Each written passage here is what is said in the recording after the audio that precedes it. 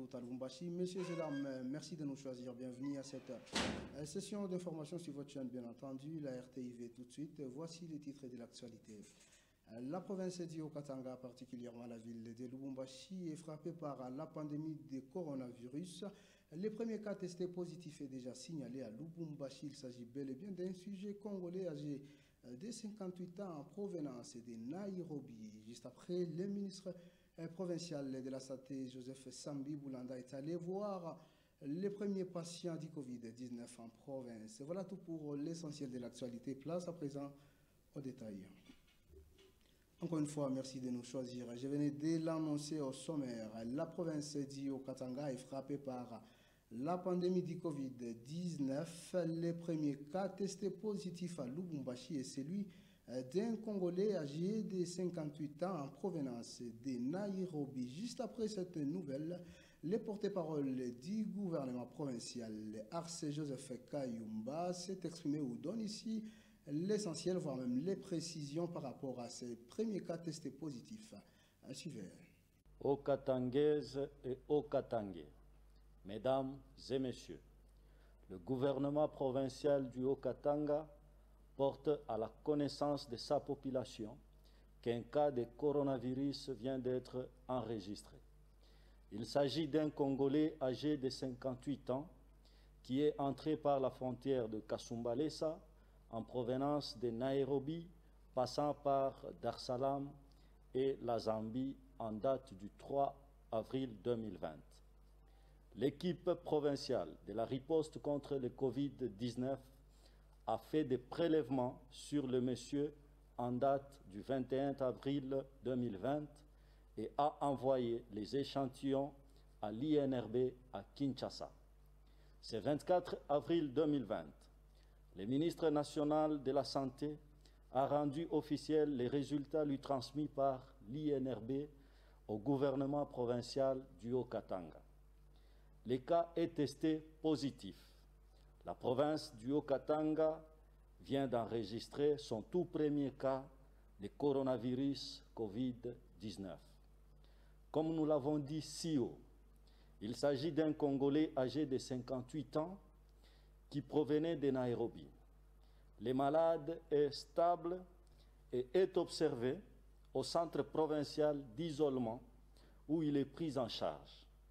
Tous les contacts familiaux sont mis en quarantaine et les contacts de contact sont en train d'être recherchés.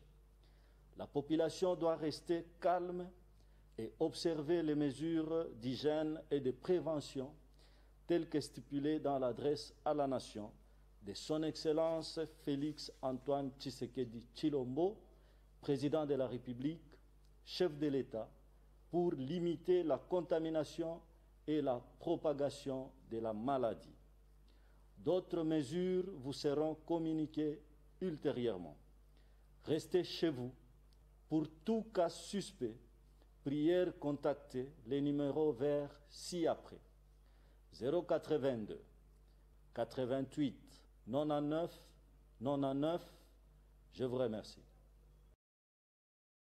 Juste après cette nouvelle ou cette annonce faite par le ministre provincial ou les porte-parole du gouvernement, bien entendu, c'est Joseph Kayumba, le ministre provincial de la Santé, Joseph Sambi Boulanda, s'est rendu à l'aéroport de la Louano où se trouvent les centres d'isolement au niveau de la province ou au niveau de la ville de Lubumbashi afin de s'enquérir de l'évolution de l'état du premier patient testé positif du Covid-19. À l'issue de cette tournée, Joseph Sambi donne l'essentiel.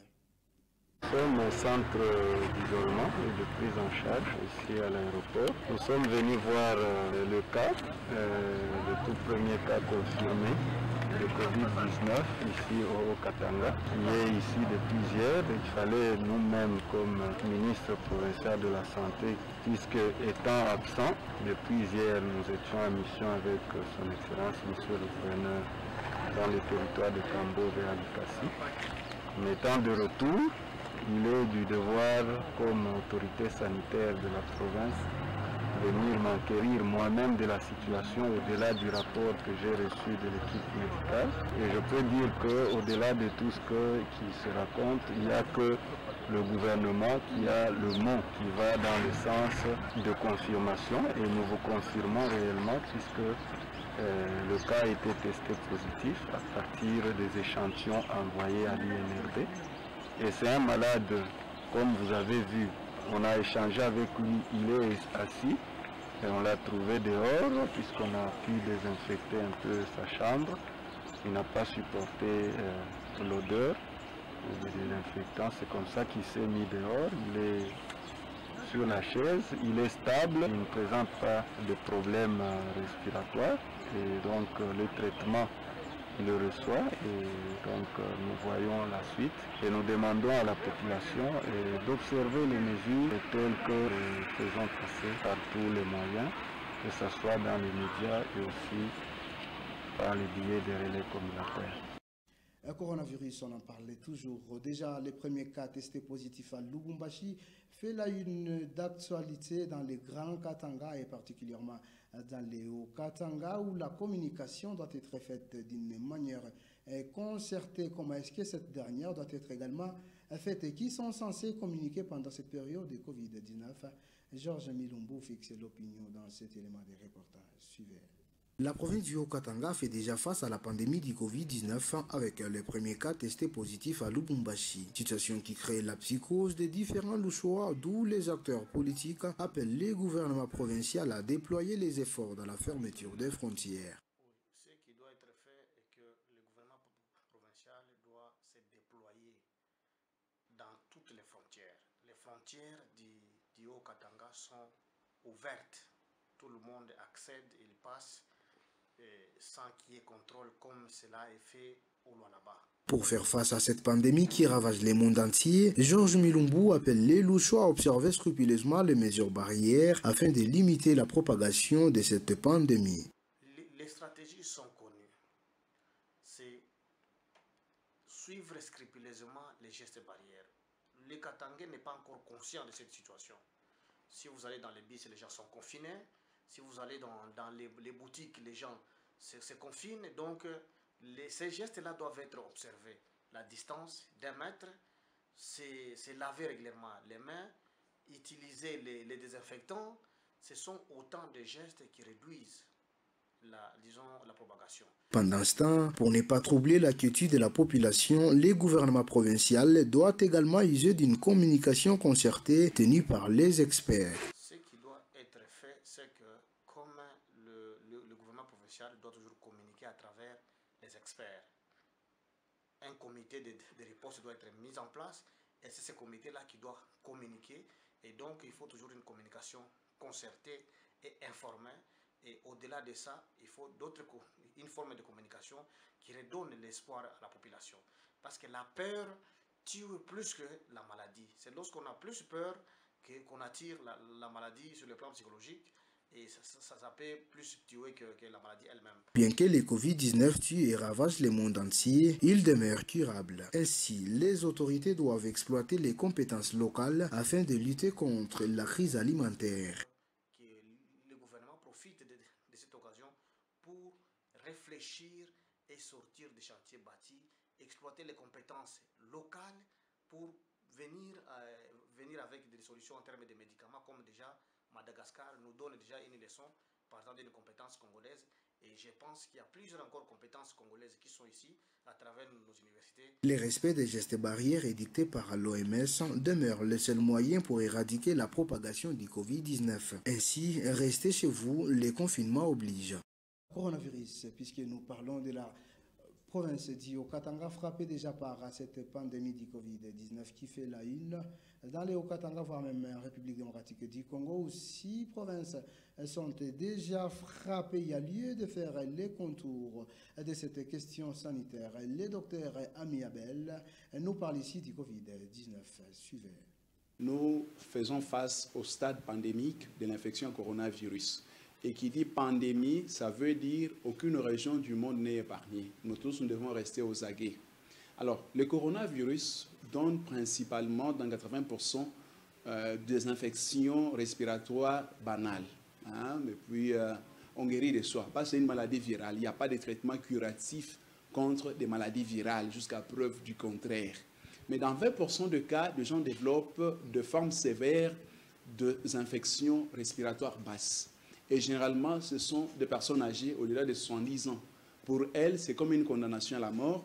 Et en deçà de 70 ans, il faut avoir un autre facteur de risque, une comorbidité, autrement dit une maladie chronique préexistante, comme le diabète, l'hypertension, des troubles cardiaques ou bien des maladies pulmonaires. Alors, lorsque l'infection coronavirus se greffe sur un terrain pareil, et là, facilement, ça peut emporter la personne. Mais c'est dans les 20% des malades qui développent des signes sévères. Et les principales manifestations cliniques, c'est d'abord une fièvre élevée. Et la fièvre existe dans beaucoup de maladies. Chez nous, la malaria, la fièvre typhoïde, même d'autres pneumonies dues à des bactéries ou à des champignons, ça vous donne de la fièvre. Il y a également de la toux, une toux sèche. Et pendant cette période, nous ferons face à des allergies de voie respiratoire. On peut tousser parce que la toux, en principe, c'est un mécanisme de défense de l'organisme contre un corps étranger ou bien un agent agressif au niveau des voies respiratoires. Alors, l'organisme peut réagir en tous. Donc, la toux, dans les 3 premiers jours, elle devrait être respectée. C'est quand elle va au-delà des 3 jours qu'elle constitue une menace qu'il faut soigner. Donc, vous comprenez, la toux, ce n'est pas seulement coronavirus. Et enfin, il y a des difficultés à respirer. Des difficultés à respirer signifie quoi? On fait une détresse respiratoire et généralement, dans le cas grave, on a besoin d'oxygène, d'une assistance artificielle. Et puis, juste après, l'annonce est faite par le gouvernement provincial ou les porte-parole du gouvernement provincial, Arce Joseph Kayumba. Les politiques s'en saisissent.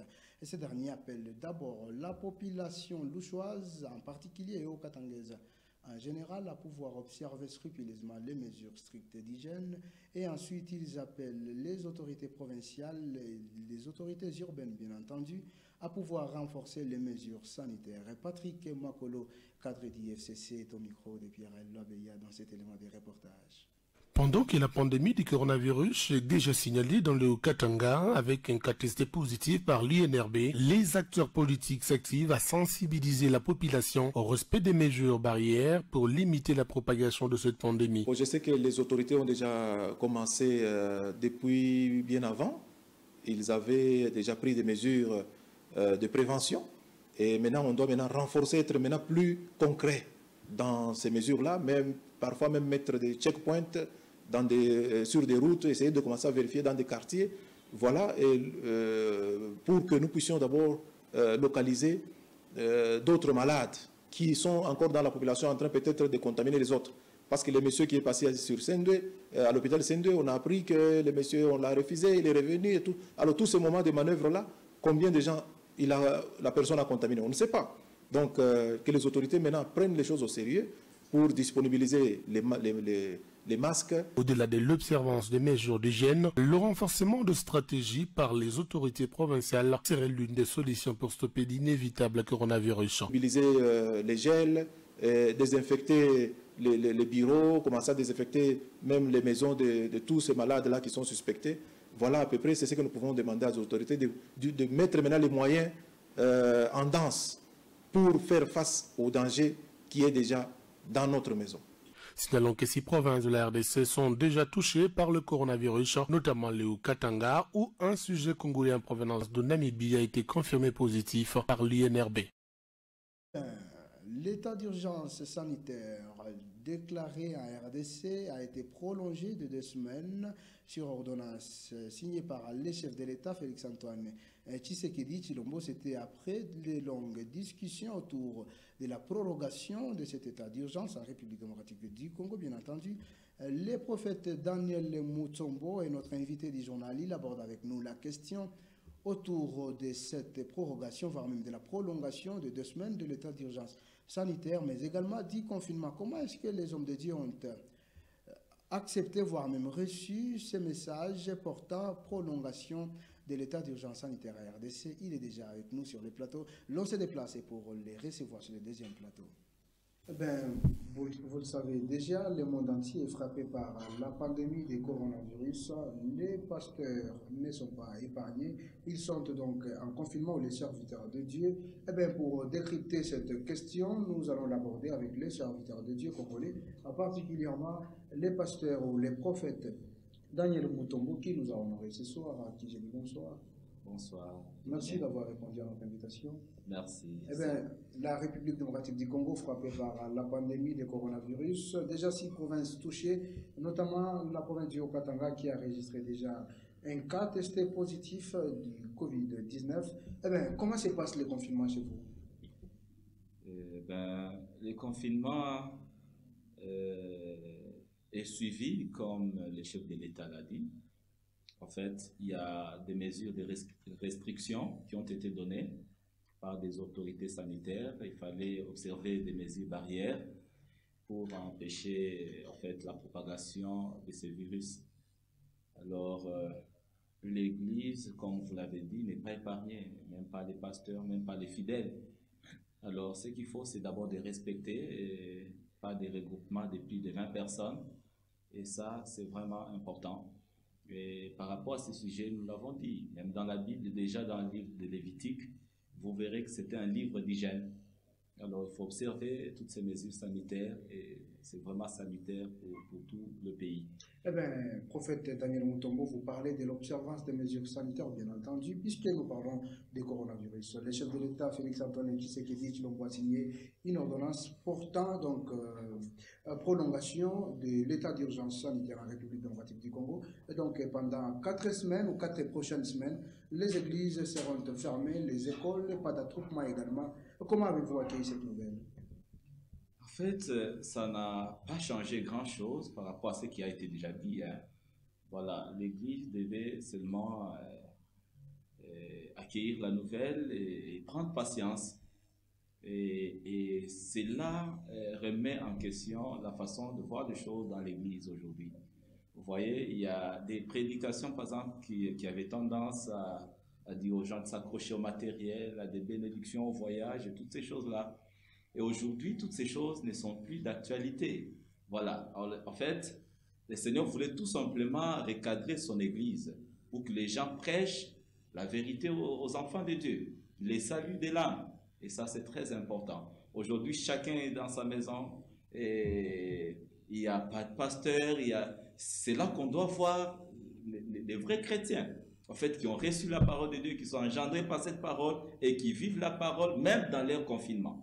Eh bien, puisque vous parlez de l'état d'urgence, voire même des mesures prises par les chefs de l'État qui ne vous ont pas étonné, bien entendu, Félix Tshisekedi a également confié la Caisse nationale de solidarité aux hommes de Dieu, particulièrement au cardinal Fridolin Ambongo. Eh bien, l'on s'interroge, quelles doivent être les attentes de la population ou à quoi la population doit s'attendre par rapport à la gestion de cette Caisse nationale de solidarité par les hommes de Dieu? Voilà, vous l'avez appelé homme de Dieu, ou soit encore, peut-être, en fait, lui, les monseigneur Ambongo, les chapeautes, qui est peut-être la commission qui va gérer cette caisse de solidarité nationale. Mais, en fait, c'est d'abord un humain, mais s'il est né de nouveau et qu'il a un cœur pour ceux qui souffrent, ceux qui sont en difficulté, je crois que ce n'est pas une mauvaise chose. Ce n'est pas une mauvaise chose. On lui fait confiance et on fait confiance à l'équipe qui va l'entourer. Et moi, je demanderais seulement qu'ils soient des vrais chrétiens parce que déjà, le christianisme est fondé sur l'amour et le soutien des plus démunis, comme il est écrit dans le livre de Jacques, chapitre 1. Le Seigneur nous parle au verset 26, si quelqu'un croit être religieux sans tenir sa langue en bride, mais en trompant son cœur, la religion de cet homme est vaine. La religion pure et sans tache devant Dieu notre Père consiste à visiter les orphelins et les veuves dans leur affliction et à se préserver des souillures du monde. Qu'est-ce que la Bible veut dire par là? La Bible veut dire tout simplement que quand vous êtes homme de Dieu, vous pensez être religieux, souvenez-vous des faibles. Parce que cette caisse-là de solidarité, c'est pour les pauvres, c'est pour les démunis. Et je crois qu'il n'y a pas une église qui fait ça très bien comme l'église catholique. Depuis tout petit, moi-même j'ai été catholique, je vis comment les prêtres s'occupaient des veuves et des orphelins. Alors, dans son apostolat, l'évêque Ambongo, je crois qu'il va encore bien le faire. Et tout ce que nous leur demandons, c'est d'être des vrais chrétiens qui ont pour fondement du christianisme l'amour, du prochain, l'amour du plus démuni. Et peut-être, si vous voulez, je peux ouvrir même une petite parenthèse par rapport à cette solidarité ou bien au soutien aux pauvres. Jésus-Christ un jour dit, j'étais malade, vous m'aviez visité, j'étais en prison, vous êtes venu me voir, j'étais nu, vous m'avez vêtu. Les gens lui ont posé la question de savoir quand est-ce que nous t'avons vu et t'avons-nous fait l'une de ces choses que tu viens d'énumérer. Il dit que toutes les fois que vous l'avez fait pour l'un des plus petits dans mon royaume, c'est à moi que vous l'avez fait. Aujourd'hui, on aime bien gêner. En fait, les gènes véritables que Dieu agrée, c'est l'amour du prochain. Prophète Daniel Mutombo, vous parlez de l'amour du prochain, bien entendu. On voit cette caisse nationale de solidarité qui est confiée à vous, homme de Dieu, particulièrement au cardinal Fridolin Ambongo. Au jour d'aujourd'hui, certains politiques sont traités d'être à la base des détournements. Est-ce que peut-on s'attendre à des bons résultats après cette gestion? Vous savez, le problème de notre pays réside dans le fait que beaucoup de gens sont instruits, mais ils ne sont pas éduqués. Vous voyez? Qu'est-ce que vous dire par là? Quelqu'un peut être docteur en droit, docteur en Sciences Po, docteur en ceci ou en cela. C'est juste une instruction, vous voyez? Mais beaucoup de gens ne sont pas éduqués. L'éducation de base, c'est quand tu es tout petit, les parents te disent, ça c'est pour autrui, ça c'est pour l'État. Le respect de la res publica, c'est quelque chose de très important, bien aimé. Alors, vous allez voir que quelqu'un peut être docteur en ceci ou en cela, mais il n'a pas été éduqué. Il n'a pas peur de prendre ce qui est à autrui. Prophète Daniel Mutombo, nous sommes arrivés pratiquement à la fin de notre entretien. En tant que serviteur de Dieu, un message également pendant quelques minutes ou pendant une minute à l'égard de tous les hommes de Dieu qui nous regardent ce moment. Et nous disons tout simplement aux hommes de Dieu de partout où ils nous suivent d'éduquer le brebis de Dieu pendant cette période. La maladie coronavirus est réelle et n'est pas une personne. Voilà. Donc, faisons encore la propagande pour que les fidèles se protègent et protègent les autres. Alors, restons dans, je crois, beaucoup d'hommes de Dieu sont en train de faire des cultes en ligne, sur le média. Continuons à vulgariser cette façon de se protéger. Et hommes de Dieu, l'État, le président nous a fait confiance de gérer une caisse. Alors ne décevons pas le président de la République et la nation tout entière parce qu'elle nous fait confiance. Merci. Ne jamais trahir les Congo, la phrase célèbre de M. Laurent Désiré Kabila. Prophète Daniel Mutombo, merci d'avoir répondu à notre invitation. C'est nous qui vous remercions pour la confiance que vous nous faites. Merci. Religion, on a parlé toujours par rapport à la pandémie du Covid-19. Coronavirus et les hommes de Dieu ne sont pas épargnés. À l'issue de cet état d'urgence prolongé en République démocratique du Congo, certains hommes de Dieu saluent la décision du chef de l'État, Félix-Antoine Tshisekedi Tshilombo. Je vous laisse suivre ce pasteur au micro de Gabriel Kitenge et Georges Moubia. Suivez. Organiser les cultes dans chaque famille. Donc, les cultes dans chaque famille, les anciens de l'église des diacres, ils visitent les familles pour voir si la flamme spirituelle est encore là et comment ils évoluent dans la prière. Chaque chef de famille organise un culte à la maison et nous restons toujours ensemble. Partant de cela, nous avons créé un site, un groupe dans le WhatsApp pour que tout le monde soit connecté. C'est un site pour l'église, c'est intitulé Église Herman. Et là, nous prêchons chaque matin, nous prêchons chaque soir pour alimenter la connaissance de la parole de Dieu à tous les fidèles que nous encadrons. Positivement, pour dire que lorsque nous suivons ces instructions des chefs de l'État, nous protégeons aussi nos fidèles. Nous protégeons aussi l'Église de Dieu. Il est vrai que Dieu est capable de faire toutes choses. Mais lorsque Dieu vous dit de faire une histoire, il faut la faire. Il ne faut pas dire parce que nous sommes chrétiens, ça ne nous atteindra pas. Non, non, non, non. C'est pas ça. Quand vous vous dites ça, à moins que si ça vous surprend et qu'on ne vous prévient pas, à ce moment-là, Dieu peut agir. Il peut vous protéger. Mais lorsque vous prévient, comme on a dit, Joseph, prends l'enfant, va en Égypte. C'est Dieu qui parle. Il ne faut pas dire non, c'est l'enfant de Dieu, je reste ici, il n'y a pas de problème. Non, ce n'était pas ça. Moi, je ne prêche pas que pour l'église Hermon. Je prêche pour tous les chrétiens. Et même tous nos chrétiens, aussi nos fidèles, quand ils le suivent à la télévision, toutes les prédications, ça les édifie de manière à ce qu'ils comprennent. Politique, on en parlait dans cette édition du journal Mara. Messieurs, les notables nés Congo se sont impliqués dans l'affaire Né Mwandansemi, arrêté depuis le vendredi 24 avril 2020 dernier à Kinshasa. Ce dernier est accusé d'atteinte à la sûreté de l'État. Ils obligent, voire même ils négocient par rapport à la libération des adeptes de Né Mwandansemi arrêtés depuis Kinshasa. Après de longues négociations, la police congolaise a accepté de pouvoir libérer les adeptes de Né Mwandansemi. À l'issue de cet entretien, bien entendu, le chef de la délégation s'est confié au micro de nos confrères. Suivez. Je vais résumer les compromis. Quand nous sommes venus, nous avons trouvé qu'il y avait des femmes et des petits-enfants, et puis certains vieillards. Et vous savez que nous sommes là depuis très longtemps. Ils sont entassés. Vous savez que nous vivons une période extrêmement difficile où cette terrible maladie sévit dans notre pays. Et l'ordonnance du président a exigé qu'on ne puisse pas réunir plus de 20 personnes à la fois. Ils sont entassés avec le risque d'attraper cette maladie. Et le général avait d'autres préoccupations, nous l'avons entendu. Vous savez, on a fait plus de 5 heures à attendre. Les compromis est le suivant. Les femmes et les enfants sont libérés. Et certains adeptes qui n'ont pas de lourdes charges sur eux, ces adeptes-là seront libérés. Le bus qui est là, dès ce soir, le bus va les conduire dans leur village respectif. Donc ne resteront ici que ceux sur qui pèsent de lourdes charges. Et lui-même, notre frère Mwandansemi, est allé à l'hôpital pour se faire examiner.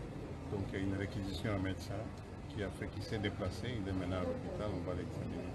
Donc nous allons suivre les dossiers parce que le dossier est maintenant transmis au niveau de l'auditorat militaire, parce qu'on a attrapé des armes dans son domicile hier. L'auditorat s'est saisi de la question. Et nous, en tant qu'élus, parce qu'en venant ici, chacun de nous a trouvé parmi les membres des adeptes du BDK et les frères de sa circonscription électorale.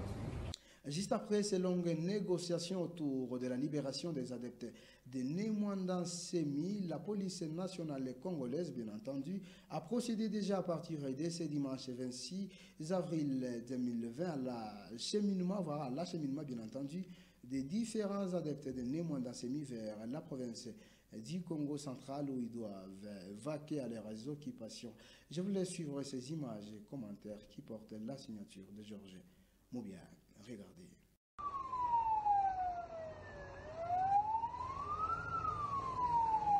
C'est dans le bus de Transcom que les adeptes de Né Mwandansemi sont escortés pour être acheminés dans la province du Congo central de celui qui s'était évadé de la prison de Makala le 17 mai 2017. Ces adeptes sont escortés sur l'instruction du vice-premier ministre et ministre de l'Intérieur et Sécurité, Gilbert Kankondlamba, qui avait demandé à la police congolaise depuis le samedi 25 avril de renvoyer ces hommes et femmes dans leur province de provenance. Arrêté le vendredi dernier, Né Mwandansemi est interné au centre neuropsychopathologique CNPP en cycle pour un premier diagnostic.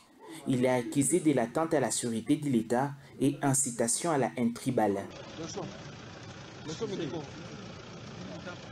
Le journal est terminé. Merci à José Mukendi, merci Pierre Loabeya, merci Arnold de Chilombo. Bref, toute l'équipe rédactionnelle pour l'avoir réalisé et concourir à l'élaboration de ces grands travaux. Je vous retrouve demain à la même heure. Au revoir.